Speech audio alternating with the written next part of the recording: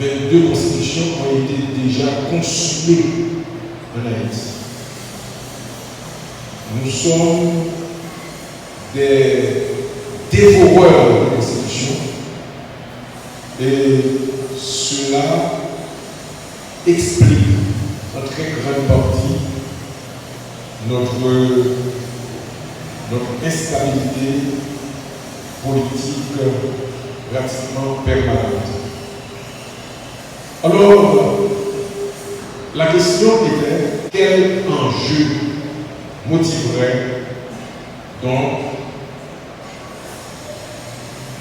d'un point de vue de l'intérêt public, l'adoption d'une nouvelle constitution.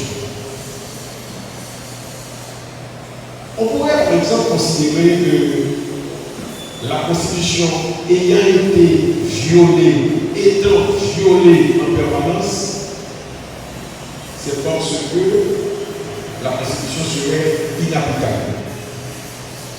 Donc, le premier enjeu serait que la constitution en soi est mauvaise. Les hommes politiques, femmes et hommes politiques, les élites politiques, seraient de bonne volonté, ne souffriraient pas de décivisme, ne seraient pas corrompus. C'est la Constitution qui serait donc la source de tous nos maux. Pourtant,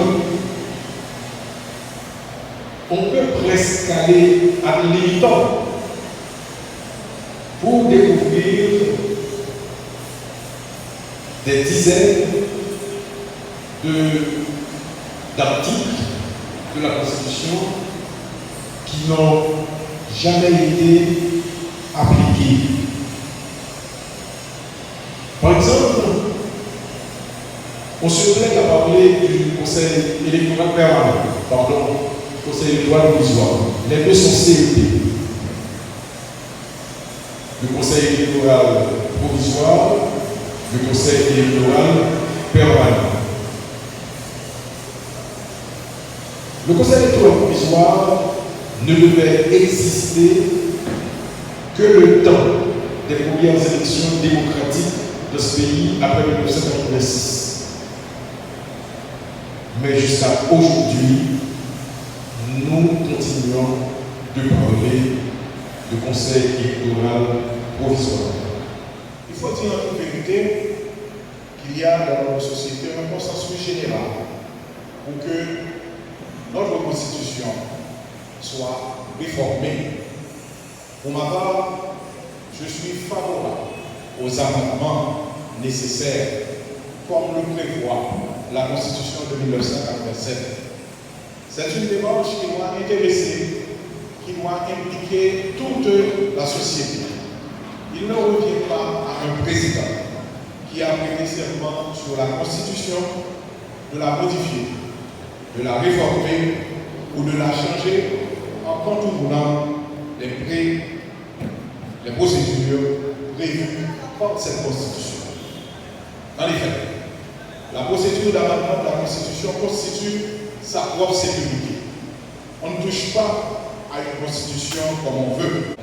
Il peut seulement proposer par un amendement au Parlement, ou bien le Parlement lui-même, à la clôture de la dernière session ordinaire de l'année législative. C'était le 9 septembre dernier. Le président ne l'a pas fait, alors qu'il avait la majorité dans les deux chambres. Toute démarche du président visant à modifier ou à changer la Constitution est une violation caractérisée de la Constitution. Le président ne peut intervenir en un temps qui n'existe plus. Je veux vérifier mes tirs par la lecture de certains articles de la Constitution. L'article 144.3 de cette Constitution stipule toute consultation populaire tendant à modifier la Constitution par voie de référendum est formellement interdite. L'article 136 de la Constitution Le président de la République, chef de l'État, veille au respect et à l'exécution de la Constitution et à la stabilité des institutions. Article 21. Le crime de haute trahison consiste à porter les armes dans une armée étrangère contre la République d'Haïti, à servir une nation étrangère en conflit avec la République, mais aussi en toute violation de la Constitution par ceux chargés de la faire respecter. Il y a eu un désaccord, un gros différent entre le Sénat de la République, en tout cas une forte partie du Sénat de la République, et le président de la République sur la fin du mandat de 10 sénateurs. Pour la première fois dans toute l'histoire du droit parlementaire, deux groupes de sénateurs étaient renvoyés en même temps, alors qu'il est dit très clairement, le Sénat se renouvelle par tiers. Le Conseil constitutionnel aurait tranché. Mais si aussi, dans ce cas espèce, le Conseil électoral provisoire avait autorité et compétence pour le faire. Si vous avez l'intention de consulter après cette conférence le texte constitutionnel, notre texte constitutionnel, je vous renvoie donc au chapitre concernant le Conseil électoral permanent où 191 des articles 191 à 199 qui traitent de la question et qui ne sont jamais appliqués. De 191 à 199, mais il y a un nombre important d'alinéas. Il ne s'agit pas de 2 ou 3 phrases. Donc 8 articles sur le Conseil électoral permanent, jamais appliqué. Vraiment, je faut poigner un petit peu, je vous le pardon.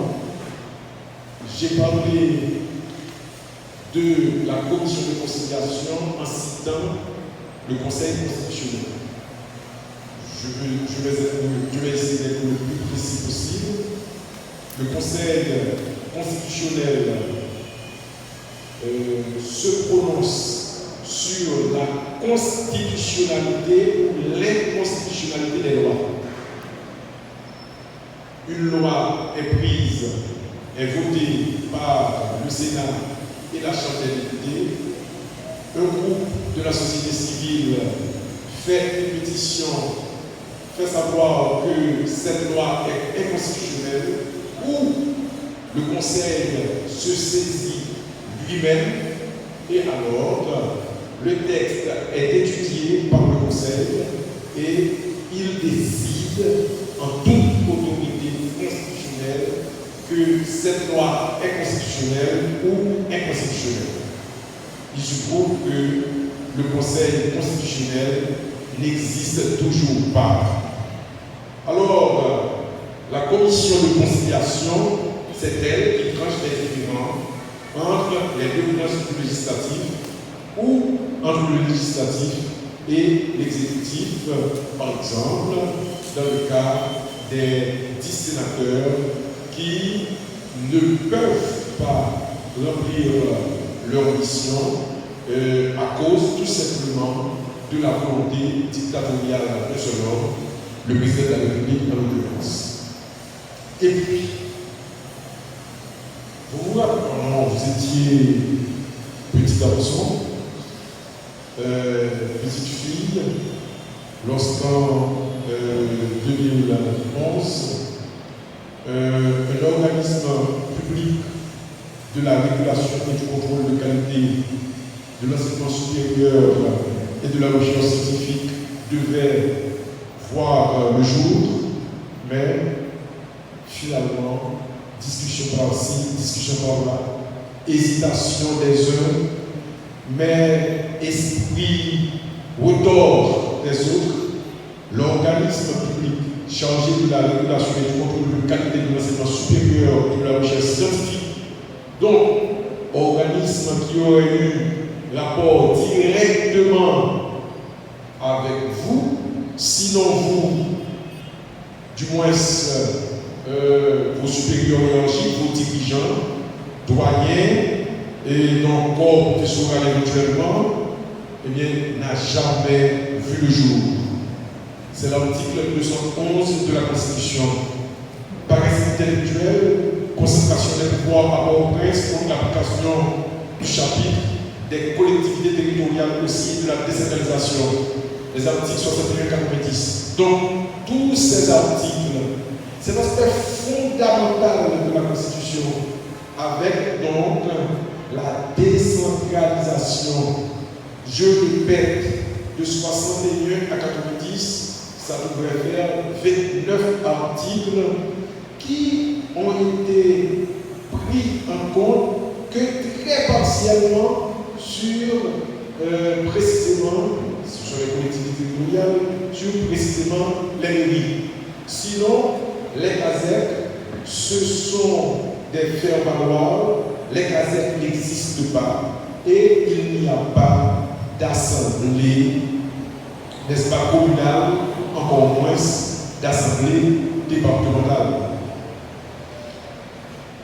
Je vous rappelle que la décentralisation, c'est la manifestation politique suprême de la reconnaissance que le pays mesure 27 700 km² et que donc tous les Haïtiens sont égaux devant la loi.